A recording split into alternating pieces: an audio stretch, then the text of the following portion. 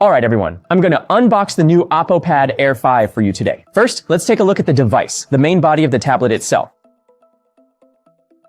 Take a look at the back's design. On a scale of 1 to 10, what score would you give it? Here's the instruction manual, which isn't very useful, and a 45-watt charger. Wow, it's so light. Then there's a very thin data cable. It's actually a bit thinner than the standard OPPO data cables. Okay, the animation is quite good. Let's compare the sizes. On the left is the OPPO Pad 5, and on the right is the OPPO Pad Air 5. This is the 13.2-inch OPPO Pad 4 Pro. This is the 11-inch iPad Pro. This is a medium-sized book, and this is a medium-sized magazine. If we turn it horizontally and look at it this way, it's almost 1-to-1 with that magazine. Its processor is the Dimensity 7300 Energy. Let's briefly experience its smoothness.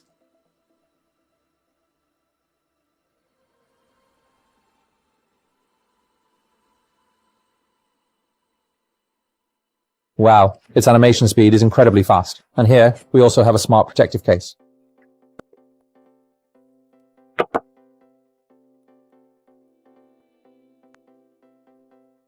Alright, once you put it on, this is exactly how it looks. It also supports the wake up function when you open the lid.